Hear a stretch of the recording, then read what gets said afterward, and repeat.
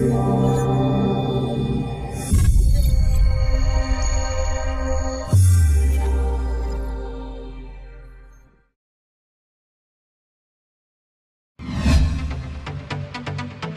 Channel को subscribe करें और बेल आइकन को प्रेस करना ना भूलें।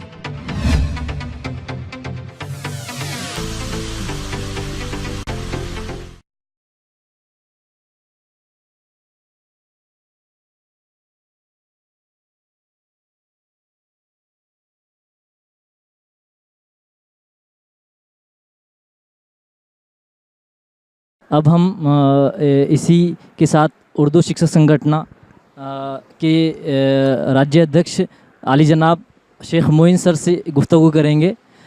शेख मोइन सर एक औरंगाबाद की जानी मानी शख्सियत है।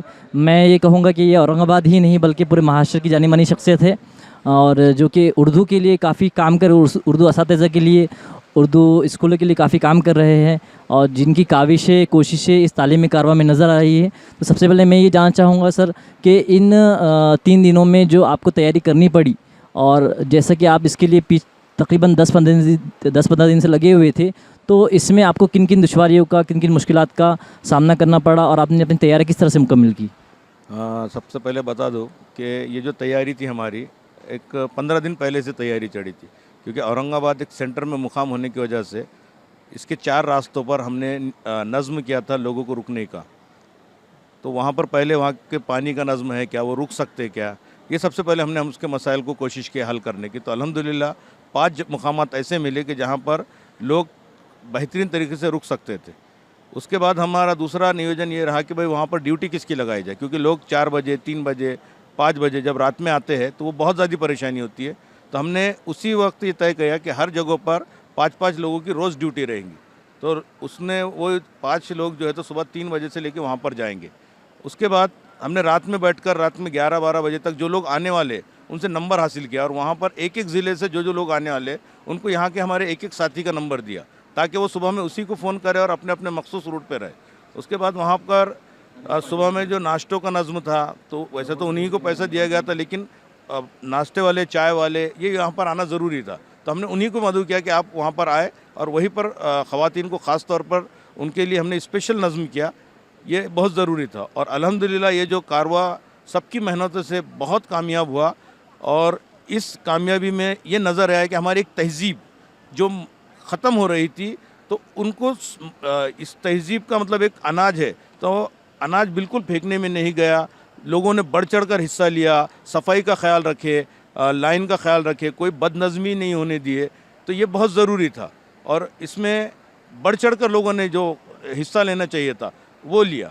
और मैं तो हर शहर से उम्मीद करूँगा कि हर साल हर शहर के अंदर ऐसे प्रोग्राम मुनक़्क़द किए जाए, जिसकी वजह से टीचर्स के अंदर जो सलाहियत है वो ज़रूरी है। उसके अंदर यहाँ पर पाटिल साहब ने बहुत मेहनत लिए, कंटिन्यू दिन में से 2-2 बार उन्होंने मीटिंग लिए, कामड़े साहब ने मेहनत लिए, खांडके साहब ने लिए, MK साहब ने भी इसमें ख़ास तौर पर बढ़ चढ़ कर हिस्सा लिया। हमारे एजुकेशन ऑफिसर जायसवाल साहब रात के 9-9 बजे उन्होंने ऑर्डर निकाले, यहाँ पर किसी को अगर बुलाना है या किसी स्कूल को पीर जुम्मा की रोज़ छुट्टी थी तो वो भी ऑर्डर उन्होंने निकाले। इन सब का मैं शुक्रिया अदा करता हूँ कि सब ने मिलकर जब मेहनत किए तो एक किस तरह प्रोग्राम बेहतरीन तरीके से अंजाम पाता है, ये इसकी बेहतरीन मिसाल है। हमारे पूरे संगठन के पूरे लोग कंटिन्यू इस मामले में, हम 3 से 4 दिन से रोज़ 2 बजे 3 बजे उठते हैं, और रात में हमको 12-1 बजते सोने के लिए। पहली रात तो मैं और जनाब हमारे इलाजुद्दीन फारूकी साहब, ये पूरी रात हम नहीं सो पाए, पूरी रात और दिन में।